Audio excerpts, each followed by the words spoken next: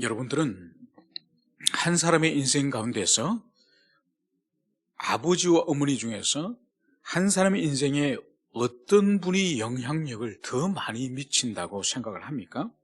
물론 개인적으로 다를 테고 또 가정적인 분위기 따라 다를 테고 그리고 문화나 풍습에 따라서 다르겠지만은 보편적으로 한 사람의 인생에 아버지와 어머니 가운데에 아무래도 어머니가 더 큰 영향력을 어린 시기에 미치지 않을까요? 그래서 유태인들에게 있어서도 그 사람이 유태인이냐 아니냐의 판단의 기준은 아버지가 유태인이냐가 아니라 어머니가 유태인이면 유태인이에요. 자녀는 그 정도로 어머니가 결정적으로 유태인의 유태인됨을 결정하는 기준이 어머니임을 그것을 볼 수 있는 거죠. 여러분, 그래서 우리가 지금 출애굽기 1장, 2장을 우리가 살펴보면은 히브리인들 가운데 특별히 믿음의 여인들이 지금 계속 등장을 하고 있습니다. 그래서 1장에서는 히브리인 두 산파가 하나님의 언약의 백성을 보존하고 살리는 믿음의 사람으로 등장한다고 한다면은 이 출애굽기 3장에 있어서 모세의 출생과 관련하여서는 또 중요한 세 명의 여인이 등장합니다. 그 세 명의 여인이 누굴까요? 바로 모세의 생모 낳아준 어머니인 요게벳, 그리고 그 어머니를 도와서 모세를 살리고 모세를 양육하는 데 어머니를 도왔던 기여한 누이 미리암, 그리고 나머지 한 명, 세 번째 여인은 누굴까요? 바로 파라오의 공주로서 모세의 양모, 모세의 양모가 되어서 40년간 궁전에서 이제 모세가 모든 이 왕족의 특권과 모든 이 세상의 고등학문을 배울 수 있는 기회를 제공한 사람이 바로 이 파라오의 공주인 이 모세의 양모가 되겠죠. 그래서 모세 인생에 있어서 이 출생을 전후로 한 시기에 이 세 명의 여인만큼 중요한 기여를 한 사람이 없는 거죠.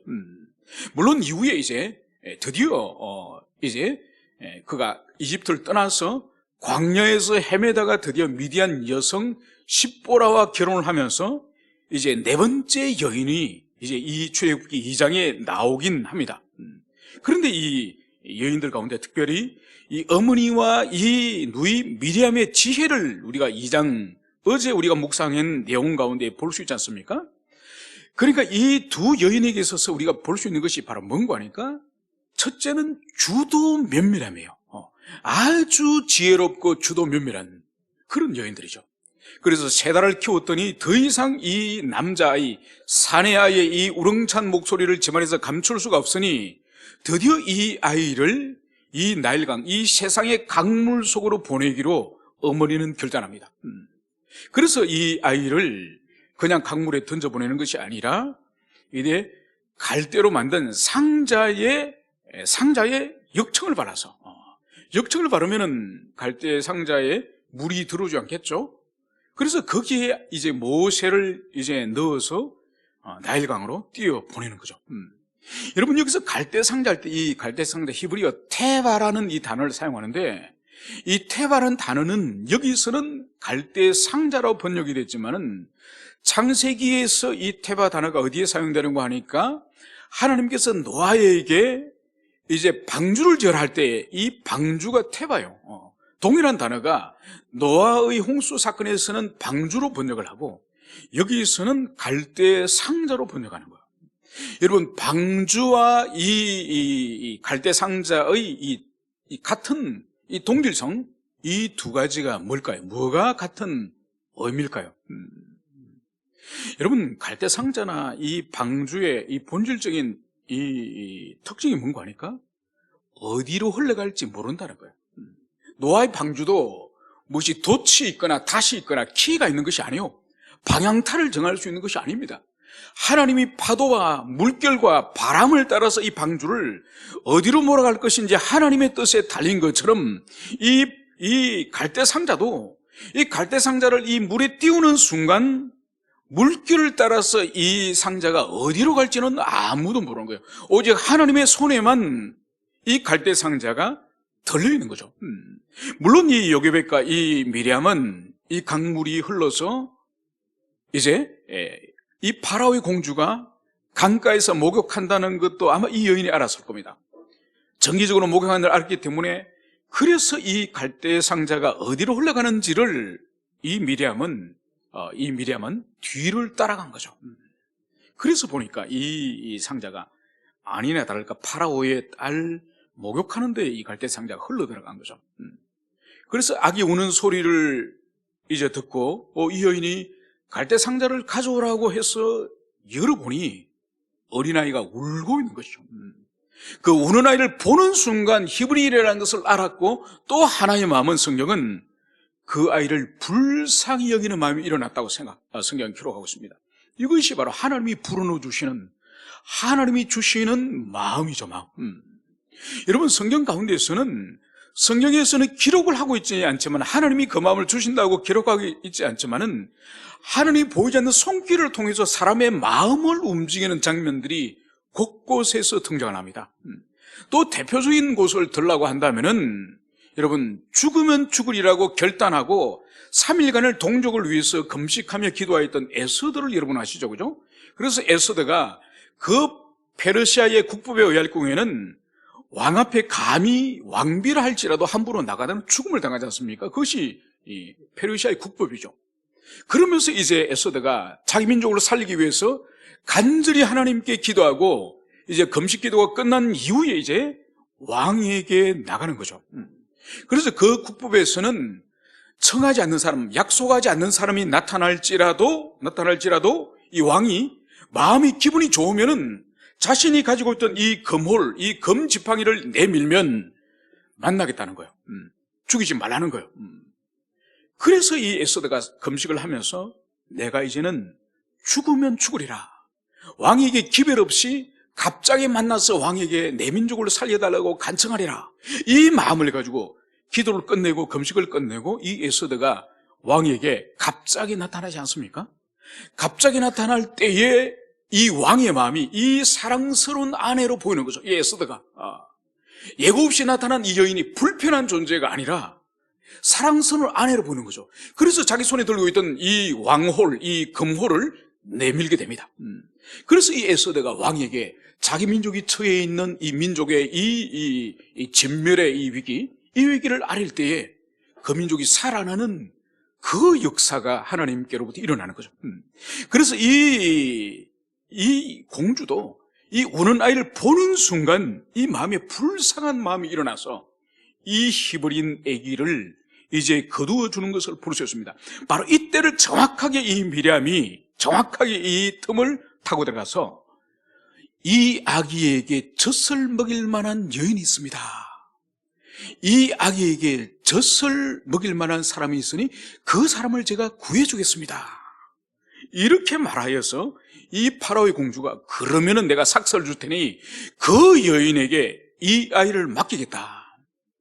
여러분, 그래서 이 모세가 이제 드디어 원래의 생모에게, 원래 자기를 낳았던 어머니 품에 앉아서 이제 이 아이가 젖을 먹게 된 것이죠. 그래서 성경은 바로 데려가서 이제 젖을 먹이더니 이렇게 기록이 된 거죠. 여러분, 여기서 이 모세가 젖만 먹지 않았다는 것이 오늘 우리가 읽었던 이 11절입니다. 모세가 장성한 후에 한 번은 자기 형제들에게 나아가서 그들이 고되게 노동하는 것을 보더니, 여러분, 이 출애굽기는 모세 본인이, 모세 자신이 기록한 거예요. 오늘 모세가 왜 이 강제노동 현장을 찾아간 이 사건을 바로 모세가 장성한 후에 자기 형제들이 이제 고되게 노동하는 것을 보려고, 여러분, 히브리인들이 노동하는 것을 보려고라고 기록하지 않습니다. 자기 형제. 그러니까 이것은 이 요게벳 어머니가 이 어린 아기 모세를 끌어안고 젖을 먹이면서 거기서 무엇이 이루어졌다고요?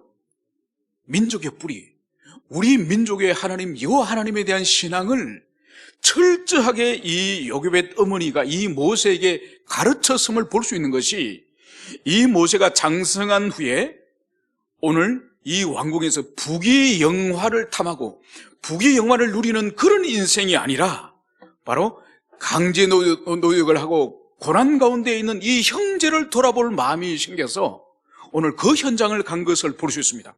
그러니까 어머님이 이 모세를 젖을 먹이면서 영적인 양육을 함께 아울러 하였음을, 그것을 여기서 볼 수 있는 거죠. 여러분, 여기서 볼 수 있는 것이 바로 뭔가 하니까 초도에 제가 말씀드렸던 것처럼 한 사람의 인생의 결정적인 여호와 하나님의 신앙, 이 기독교 신앙을 심어줄 수 있는 최고의 이 교사는 바로 어머니라는 거예요. 어머니. 여러분, 그래서 어제 저녁에 우리가 청년들과 결혼에 관해서 가정에 대해서 공부했지 않습니까? 그래서 장가를 잘 가야 돼요. 장가를. 이쁜 여자하고 장가를 가는 것이 잘 가는 것이 아니라, 돈 많은 여자하고 그러는 거 잘 가는 것이 아니라, 하나님을 사랑하고 하나님을 경외하는 그런 여인과 결혼하는 것이 최고의 복이라고 잠언에서 말씀하지 않습니까? 그죠? 우리 두 형제는 그것을 가슴에 새기시길 축원합니다. 네. 그래서 이제 이 모세는 이제 그 현장을 가서 무엇을 봤느냐? 바로 애굽 사람이 이 히브리 사람, 곧 자기 형제를 치는 것을 보았다는 거예요. 그러니까 아마 이 애굽 사람은 이 노동 현장, 이 노역의 현장이 아마 감독 좀 되지 않겠습니까? 관리 좀 되었겠죠? 그러다 보니까 이 히브리 노예들이 이 노동을 빨리빨리 하지 않고 목표치에 도달하지 못하니 아마 이 감독이 이 히브리 노예들을 채찍질하였든지 폭력을 가하지 않겠습니까? 이 모습을 이제 모세가 본 거예요. 그러면서 오늘 이 모세 행동을 보면은 12절에 좌우를 살펴 사람이 없음을 보고 그 애굽 사람을 쳐 죽여 모래 속에 감추니라. 여러분, 여기서 볼 수 있는 이 모세의 행동에서 볼 수 있는 것이 뭔가요? 첫째는 자기 동포에 대한 엄청난 이 민족성, 이 동족을 사랑하는 이 사랑하는 마음이 아주 불같았음을 여기서 보여주는 거예요. 그래서 자기 동족을 해치고 동족에게 고문을 가하는 이 사람을 도무지 살려둘 수 없는 이 민족성, 이 동족에 대한 이 애정, 이것이 폭력으로 변화해서 그 이집트 사람을 감독을 쳐 죽이는 그런 모습을 여기서 볼 수 있습니다. 이것이 첫째로 볼 수 있는 모세의 민족의 동포에 대한 사랑이라고 한다면은, 두 번째로 우리가 볼 수 있는 것이 바로 뭔가 하니까 모세가 하나님의 인도하심을 받지 못하는, 하나님의 뜻을 따르지 못하는 미숙한 신앙이라는 것을 여기서 볼 수 있습니다. 여러분, 아무리 동족을 사랑하고 동포를 사랑한다 할지라도 오늘 이 중차된 일 앞에서 오늘 모세의 행동을 볼 때에 좌우를 살펴 사람이 없음을 보고, 지금 모세는 하나님의 인도함을, 이 동족의 고난과 환난 가운데서 하나님, 여기서 제가 무엇을 해야 됩니까? 어떤 역할을 해야 됩니까? 주님의 뜻이 무엇입니까? 이것을 묻기보다는 지금 사람을 때려 죽이려고 하는데 주변에 목격자가 있는지 없는지 주위를 두리번거리는 이런 인간적인 면모를 여기서 볼 수 있습니다. 여러분, 그래서 여기서 볼 수 있는 것이 모세가 비록 어머니 요게벳에게 여호와 신앙과 아브라함과 이삭과 야곱의 그 언약에 대해서 잘 배우고, 그리고 400년의 때가 차면은 반드시 주님께서 이집트로부터 출애굽을 시킬 거라고 하는 언약의 말씀을 이 요게벳 어머니로부터 배웠지만은, 그러나 그 배움의 한계를 여기서 볼 수 있는 거예요. 여러분, 우리 청년들이나 주일학교 어린 생명들이 대부분 어릴 때부터 믿음의 가정에서 태어나고 믿음의 가정에서 자라고 훈육을 받고, 그래서 청년이 되고 장년이 되고 그렇게 되지 않습니까? 여러분, 그것으로 참된 그리스도인이 되는 것은 아니에요. 바로 오늘 모세의 한계, 어머니로부터 들은 지식의 한계, 이것을 우리는 깨달아야 돼요. 여러분, 그래서 이 모세는 그 이후에 어떤 일을 당합니까? 이제 그 다음날 동포들이 싸우는 데 있어서 왜 형제들끼리, 동족끼리 싸웁니까? 이 말을 할 때 동족들이 뭐라고 말했습니까? 언제 우리가 당신을 우리의 재판관으로 세웠나? 어제는 애굽인을 쳐 죽이더니 오늘은 나를 죽이려 하는구나.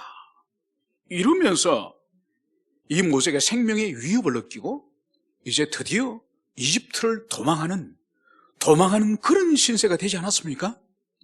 여러분, 그래서 이후에 2장에서 등장하는 것이 바로 이 미디안 광야에서의 이 모세의 인생이에요. 그래서 40년 동안 이 모세는 이제 이 미디안 광야에서 하나님을 의지하고 하나님을 신뢰하고 자신이 이집트에서 가지고 있었던 모든 지혜와 지식과 그리고 이 어떤 특권과 신분, 이런 것을 모든 것을 벗어버리고 이제 오로지 하나님만 의지하는 자신의 절대적인 무능을, 자신의 무기력을, 그것을 시인하고 인정하는 이러한 40년이 필요한 거예요. 그래서 우리가 이제 내일 모레 묵상을 여러분들이 하시겠지만은, 그래서 3장에서 드디어 떨기나무 앞에서 하나님이 부르시는 거예요. 그러니까 어머니 요게벳을 통해서 배운 지식, 그것으로 되지 않고 직접 떨기나무 앞에서 불꽃 가운데 임재하신 하나님을, 이 하나님을 직접 만나야 되는 거예요. 여러분, 이것이 참난 하나님의 백성이고 이것이 참난 오늘날도 그리스도인이에요. 아무리 믿음의 가정에서 태어나고 배우고 자라고 교회에서 입교를 하고 세례를 받더라도 그것으로 되는 것이 아니에요. 자신이 떨기나무 아래에서 엎드리면서 그 하나님의 음성을 듣고 너가 선 곳이 거룩한 곳이니 신발을 벗어라, 이 주님의 음성을 듣고 그곳에서 자신이 주님을 직접적으로 만나고 직접적으로 인격적으로 그분과 사귐이 있는, 교제가 있는 그런 변화가 일어나지 않으면은 여전히 그 사람은 껍데기만 그리스도이네요. 여러분, 오늘날 한국교회 안에서 이런 사람이 너무너무 많아요. 여러분, 이런 회심하지 않는 그리스도인은 이제 소수가 아니라 다수가 되어버리고 말았습니다. 다수가 될 뿐만 아니라 교회 안에서 중요한 포지션과 중요한 위치를 그런 사람들이 다 장악한 거예요.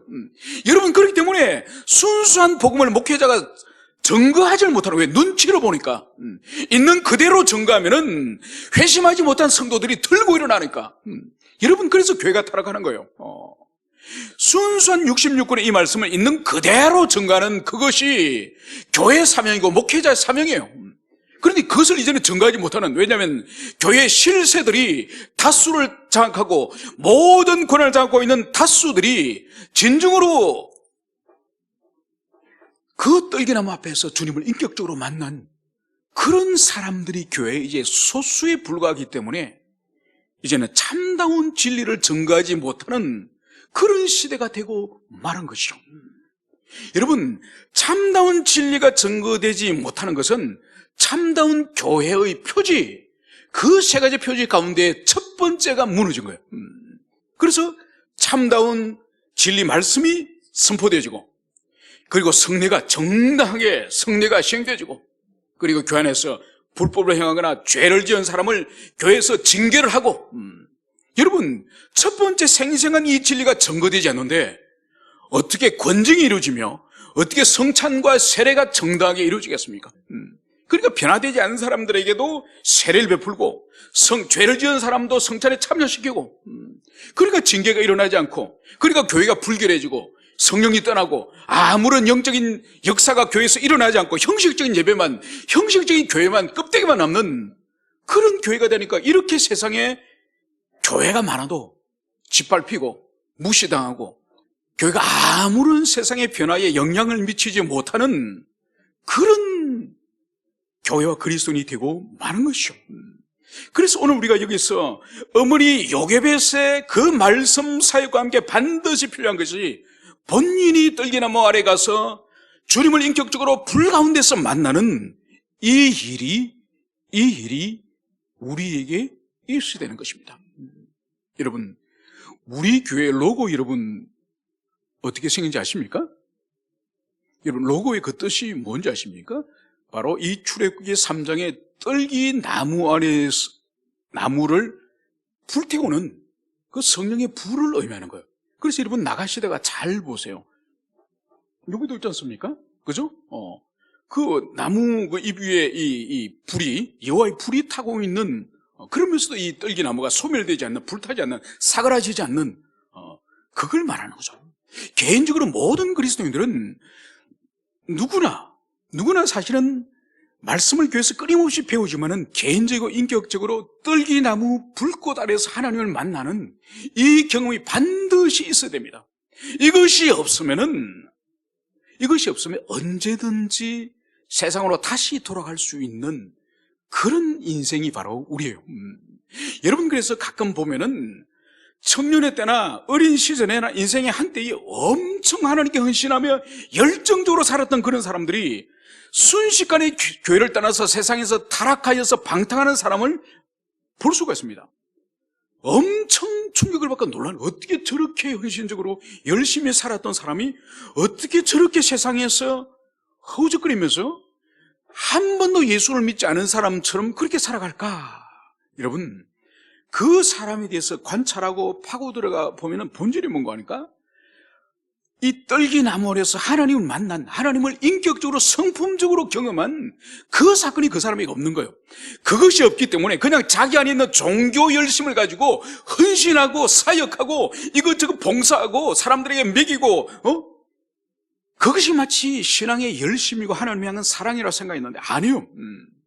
떨기나무 아래에서 자신의 그 더러움을 발견하고 그리고 그 사유하신 십자가의 무한한 보혈의 은총을, 그것을 기억하면서 그러면서 그분 앞에 한없이 꺾어지고 깨어지는 그 은총의 경험이 있을 때만이 혹여나 넘어지고 죄 무너지더라도 다시 돌아올 수 있는 원동력이, 경험이 그 영혼 가운데 새겨진다는 그것을 우리가 기억해야 될 것입니다.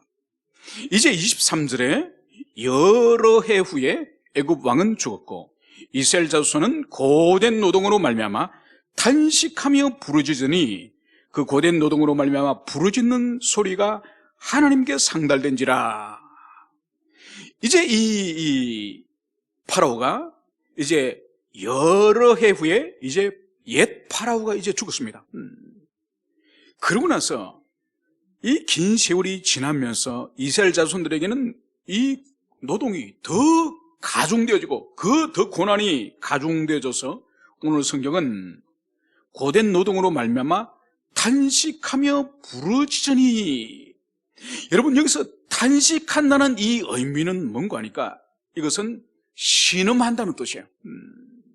여러분, 몸살이 걸리거나 아니면은 예기치 못했던 큰 몸의 질병이 이제 걸리면은 특히 이 신음은 낮에 보다가 밤이 되면 더 신음이 나오죠, 그죠? 우리 시온의 형제가 통풍이 걸려서 혹시 밤에 신음한 적 있죠? 그죠? 그러니까 낮에 보다가 이 밤이 되면 더, 사실 대부분 질병들이 밤이 되면 더 심하게 아파요. 저도 지금 며칠째 이빨 때문에 지금 고생을 하고 있는데 어제도 치과에 다녀왔는데 이 이빨도 밤중이 되면 왜 더 아픕니까? 그러니까 낮에는 활동하고 뭐 괜찮은데 밤에 이렇게 딱 누우면 막 욱신 엄청 더 아프더라고요. 여러분, 여기서 이 신음, 여기서 말하고 이 탄식은 다른 것이 아니라 신음이에요. 신음. 끙끙 앓듯이 온몸에 신열이 나서 이 앓는 그런 소리가 이 탄식, 신음이에요. 신음. 그리고 두 번째로 부르짖는다는 이 의미가 바로 뭔가 하니까 여기서 우리가 오해하면 안 될 것이 하나님께 기도하여 부르짖는 뜻이 아니에요. 이 원래의 뜻은 바로 뭔가 하니까 통곡한다는 뜻이에요. 통곡한다는. 그러니까 이 강제노역이 얼마나 무겁고 힘들었으면은 지금 이스라엘 백성들이 하나님께 기도는 생각도 못하고 바로 주님 앞에 신음을 하고 그 고통이 너무나도 커서 지금 통곡을 하고 있다는 거예요. 여러분, 어쩌면 이 상태는 거의 믿음이 희미한, 믿음이 없는 그런 상태일 수도 있습니다. 감히 여호와 하나님께 부르짖어 기도하거나 부르짖어 엎드려서 지금 우리의 이 환난과 고난을 살려달라고 기도하는 수준이 아니라 너무나도 그 강제 노동이 무겁고 고통스럽고 정말 밤에 잠을 자면 아침에 눈 뜨기 싫은, 차라리 이 밤에 죽어버리고 내일 아침에 새로운 강제 노동을 맞이하기보다는 차라리 죽어버리고 싶다고 하는 이런 신음과 통곡의 상태에 지금 히브리인들이 있음을 그것을 여기서 볼 수 있습니다.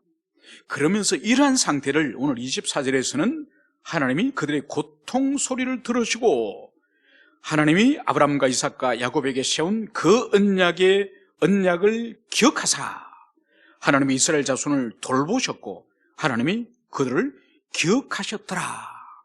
여러분, 이렇게 이 지상에서 언약의 백성들이 신음을 하고 통곡을 하고 있을 때에 오늘 주님께서는 하늘에서 그 소리를 들으셨다. 그리고 그 소리를 들으실 뿐만 아니라 아브라함과 이삭과 야곱에게 세운 언약을 기억하사. 여러분, 여기서 우리가 주의해야 될 것은 뭔가 하니까 지금까지 하나님께서 400년 동안 이스라엘 백성들이 당하였던 모든 이 고난과 역경과 이 환난을 지금까지는 까마득하게 주님께서 모르고 계셨다가 드디어 이스라엘 백성들이 더 이상 견디지 못해서 신음을 하고 통곡을 하기 시작하니까 그제서야 주님이 들었다는 그 뜻이 아니에요. 항상 주님께서 우리를 향해서 감찰하시고 우리의 모든 마음의 생각과 우리의 모든 입술의 그 말까지 주님은 다 감찰하시고 알고 계시는 분이에요.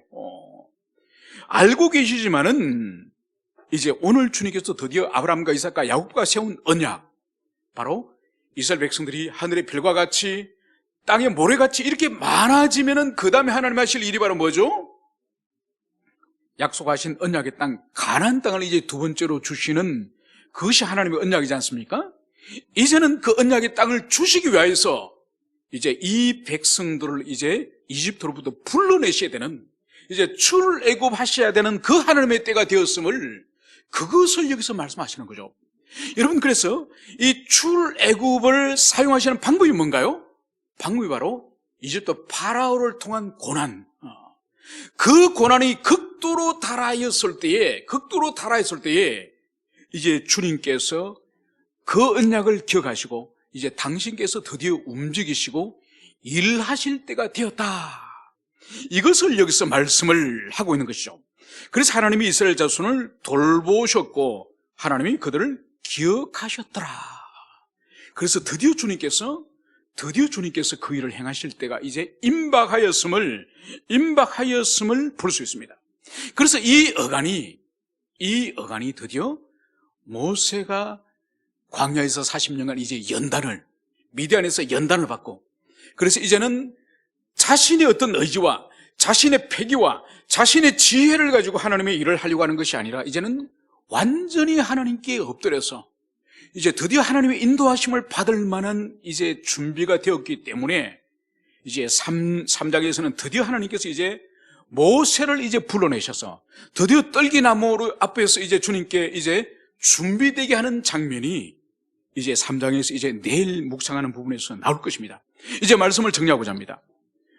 오늘 모세가 비록 어미로부터 이제 하나님의 말씀과 언약을 들었지만은 하나님께서는 어머니로부터, 사람으로부터 받은 그 지식을 사용해서 당신의 소명을 이루시는 것이 아니라 바로 40년간 광야에서 철저히 자신을 부리고 자신을 낮추고 자신을 하나님께 의존하는 그런 사람으로서 준비시키고 연단시키는 그 과정을 사용해서 마침내 떨기나무 아래에서 만나셔서 드디어 하나님의 종으로서 사용하신다는 이것을 통해서 우리 자신이 무엇보다도 하나님의 교회에서 많은 말씀을, 가정에서 묵상을 하면서 많은 말씀을 배운다 할지라도 결정적으로 떨기나무 아래에서 모세가 하나님을 만났던 것처럼 우리 자신이 인격적으로 주님을 반드시 만나서 바로 그분 앞에 평생을 살 결단을 우리가 가질 때에